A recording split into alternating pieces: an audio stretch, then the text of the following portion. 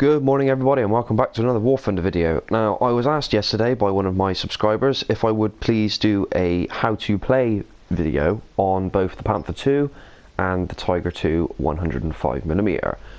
Today I'm going to do the Tiger 2 purely because I was lucky enough to get a game in it which was actually fairly decent to use for this video.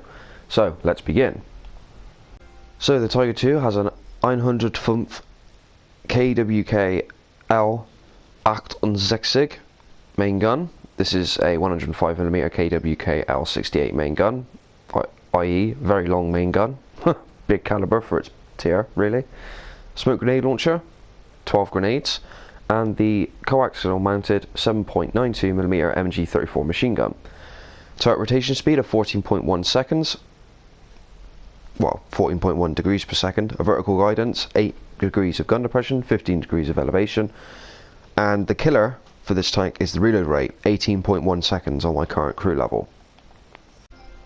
This tank weighs roughly 2 tons more than the Tiger 2 and has the same armour as the Tiger 2.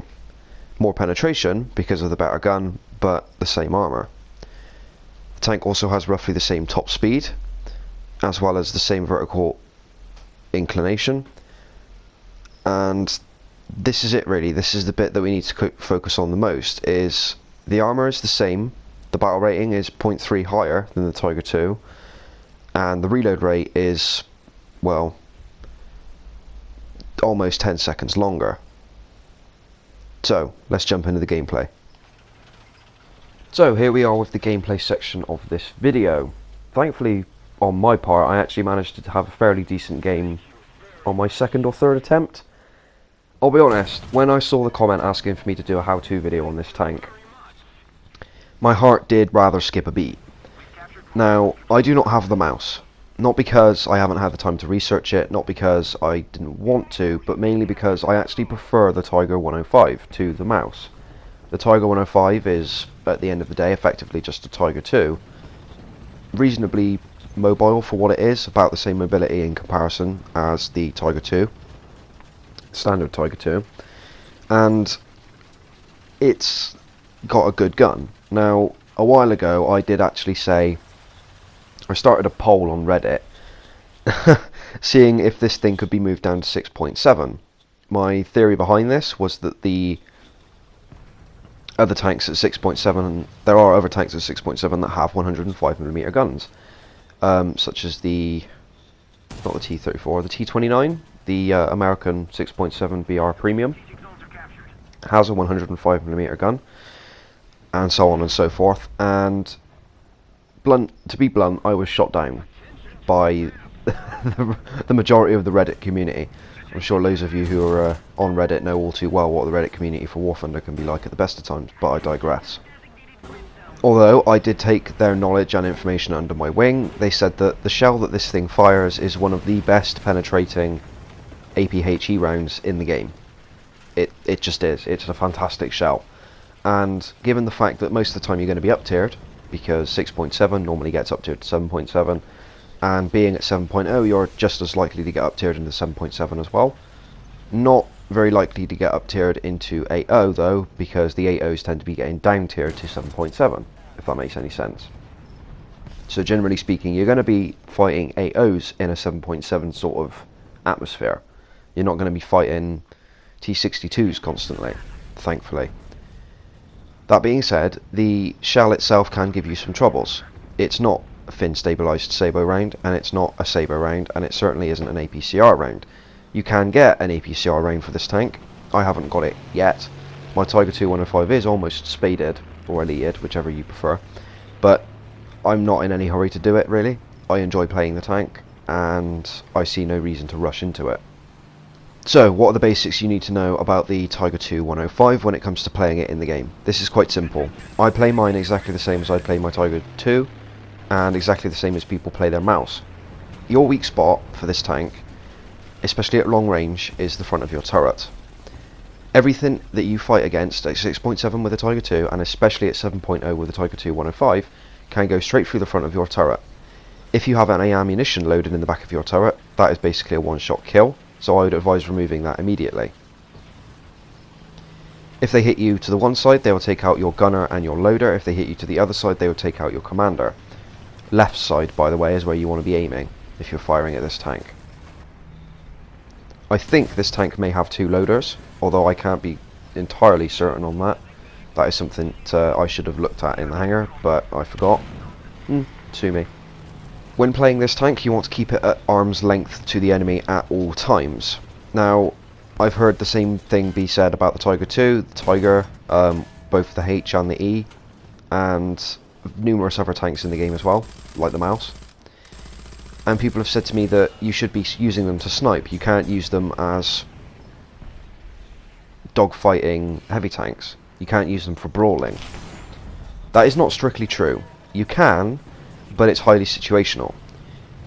Especially with this gun. You can do it with the Tiger 2H, you can do it with the Tiger 1, both the H and the E version. You can do it with the E100 and the Mouse, to a lesser extent.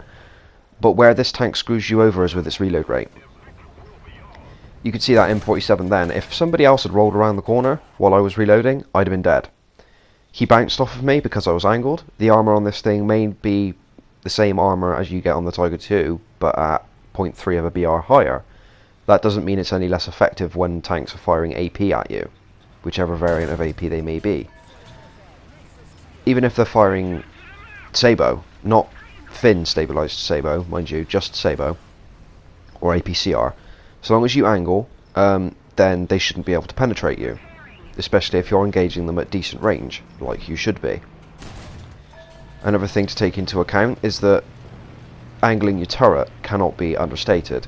You'll notice what I try to do when I'm reloading is the same as what mouse drivers have taught themselves to do, and you can apply this to, as I said, the Tiger 1s, the Tiger 2s, and the Mouse and the E100 as well. All of them. This works for all of them, possibly with the exception of the Tiger 2P, but that's only because that thing has a sloped mantlet. Angle your turret away when you're reloading. Do not, under any circumstances, no matter what the range is, I mean, yeah, they're less likely to hit you from a kilometre away, but that's beside the point. It's good to get it into practice. If the enemy tank is looking at you while you're reloading and you're just sat there looking at them with your gun pointing where you're going to shoot, it's quite possible that they will just punch straight through the front of your turret and take your tank out. If they don't knock you out in one shot, they will severely ruin your day. You will be very unhappy, and you'll be in the comment section of this video complaining about how I didn't warn you about it. So, you now have been warned. So, I get taken out by a Super Pershing, not a problem. Thankfully, this is why Gaijin gives us backups when we're good, boys and girls. See what I mean about the ammunition in the back of the turret? Anyway, so, let's just quickly recap what I have said before the video ends. The shell is very, very good for what it is. It's brilliant at medium to long range and can pretty much take out whatever you are shooting at, so long as you hit it at the right angles. Always angle the turret away when you're looking at an enemy tank. Do not point the gun directly at them while you are reloading. You can use the tank at short range and medium range, but I would advise using it at long range just because it improves the effectiveness of your armor. And the Tiger 2 is not exactly a small tank to hide either. The 105 much less, because the gun is huge. It's quite noticeable.